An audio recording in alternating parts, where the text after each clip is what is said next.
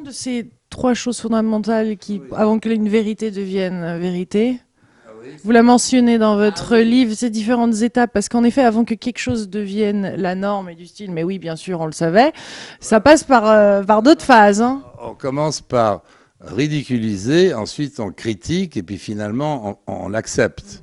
Et c'est très important, ça c'est une phrase de Schopenhauer effectivement que j'ai mis en tête de chapitre, en exergue de mon premier chapitre d'ailleurs, parce que je suis convaincu, alors peut-être que je suis d'un optimisme béat, je suis convaincu que même si le monde aujourd'hui est très marqué par le rationalisme, le matérialisme scientifique, et je voudrais vous parler de la mécanique quantique à ce propos, eh bien, je pense que cette science-là, qui veut absolument démontrer que la pensée, que la conscience est un produit des corrélats neuronaux du cerveau, que le cerveau détermine tout, alors que je suis convaincu que le cœur a une autonomie, et aujourd'hui on a plein d'exemples, plein de raisons de penser que le cœur a une autonomie par rapport au cerveau.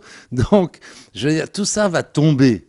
Ça va tomber un jour, mais c'est peut-être pas tout de suite, c'est certainement pas tout de suite. Peut-être dans 10 ans, dans 20 ans, ça va tomber. Parce que ça ne tient pas la route, ça ne tient pas la distance.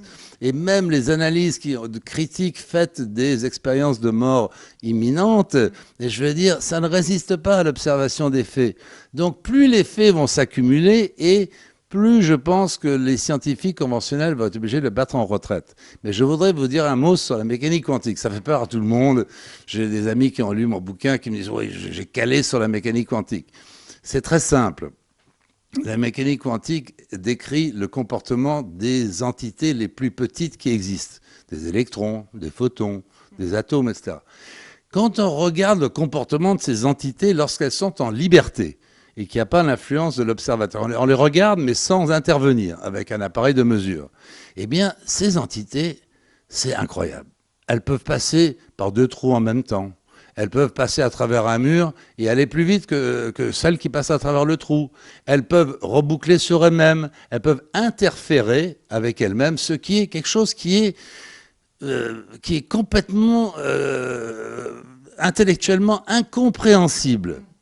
Et en fait, qu'est-ce que ça démontre d'après moi? Alors, c'est pas très scientifique ce que je vais dire là, c'est que les entités quantiques sont dans un monde qui n'est pas le monde matériel habituel. Elles en font partie, mais elles se comportent comme si elles étaient dans un monde libre. Le monde des esprits. Le monde des esprits, un esprit, il peut dialoguer avec vous alors qu'il n'a plus de cerveau. Alors expliquez-moi comment le cerveau fabrique la pensée. Bon. Mais encore faut-il croire à l'esprit, bien sûr. Mais l'esprit, il peut être à plusieurs endroits en même temps. La notion de temps n'a pas du tout la même valeur qu'elle a pour nous. Un esprit, il est, encore une fois, immatériel et pourtant, il est réel. Mais le mot esprit, j'ai du mal avec ce mot-là parce que des fois on l'utilise pour la définition de mind, pour la traduction de the mind, alors que c'est pas vraiment Non, ça. c'est spirit, c'est pas mind. Les Anglais, ils ont deux définitions et nous avons, mais nous, en plus, l'esprit, c'est aussi l'esprit, l'humour, si vous voulez, en France. L'esprit est un mot horriblement passe-partout, donc il veut pas dire grand-chose. Alors, appelons ça des âmes, si vous voulez. Les âmes, quand elles sont de l'autre côté, quand elles sont dans leur univers naturel, eh bien, elles font tout ce qu'elles veulent. Pour ça, de l'autre côté. Oui, j'ai l'autre côté de la mort, si vous voulez. Bon, la mort physique, pardon. Au bout du tunnel. Au bout du tunnel, par exemple, et d'ailleurs, effectivement, ce tunnel est très important, parce que ce fameux tunnel que les gens vivent quand ils font une expérience de mort imminente, il semblerait bien que c'est le passage d'un espace-temps, au sens de Einstein, à un autre espace-temps, mais le passage immédiat à travers ce que Einstein appelait des trous de verre. Un trou de verre, c'est quelque chose, vous et moi, on ne peut pas passer à travers. Mais une âme qui est immatérielle, elle peut passer très facilement, puisque justement, elle n'a pas de contenu physique. Mais nous sommes ce que... Et la mécanique quantique, pourquoi est-ce que les gens qui ont créé la mécanique quantique, ils sont tous devenus mystiques, plus ou moins? Monsieur Niels Bohr est devenu taoïste. Monsieur Heisenberg est devenu bouddhiste. Ça, c'est monsieur Schrödinger. Mais Heisenberg, il est devenu hindouiste. C'est absolument fascinant de voir que Wolfgang Pauli, qui était aussi un grand génie, est devenu un spécialiste du paranormal, d'ailleurs. Lui-même, quand il passait dans les laboratoires, il faisait exploser les éprouvettes. Il avait des qualités de psychokinèse, comme on dit. Bon, bref, tous ces gens-là... J'en ai connu des comme ça en interview, je déconne pas, mais les lumières... tac. Ah oui, ça doit être fantastique d'ailleurs.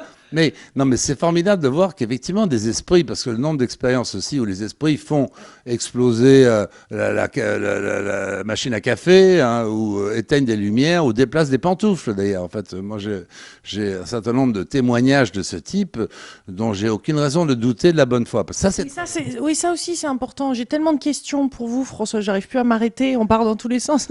Non, mais le coup de l'évidence, parce que vous qui êtes un journaliste d'enquête et qui avez fait ça dans le monde financier, économique, avec la rigueur, comment vous faites pour voir qu'un témoignage, justement, est vrai et valide? Comment vous le validez? Parce que là, c'est pas évident. vous avez tout à fait raison. Moi, j'ai tendance, là, pour le coup, Les peut-être... pantoufles, quand même. Mais les pantoufles traversent les murs. Ça, Madame Jeanne Moranier a constaté ça. Les pantoufles, son fils mort déplacé des pantoufles. Je l'ai dans le bouquin. Il y a des bouquins, moi j'ai beaucoup lu évidemment pour faire ce travail. Et il y a des bouquins écrits par des gens ordinaires. Moi j'aime beaucoup ces livres-là, qui sont pas toujours marrants à lire parce qu'ils sont un peu pesants, c'est pas, le style est pas terrible, mais il y a une sincérité qui en ressort dont on ne peut pas douter. Pourquoi est-ce que les gens écriraient ce genre de bouquin?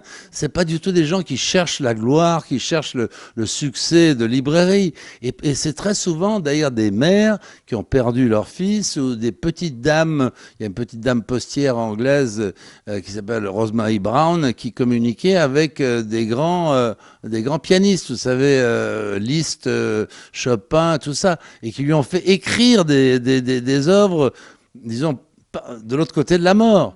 Bon, quand vous lisez ça, je trouve que les accents de sincérité ne trompent pas.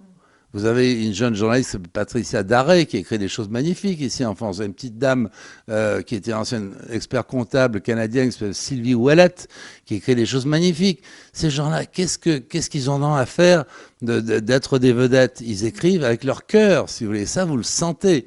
Donc, je peux me tromper, bien entendu, je peux être abusé. Mais là, je pense que mon cœur ressent ce que leur cœur dit. Donc là, c'est l'intuition de l'âme.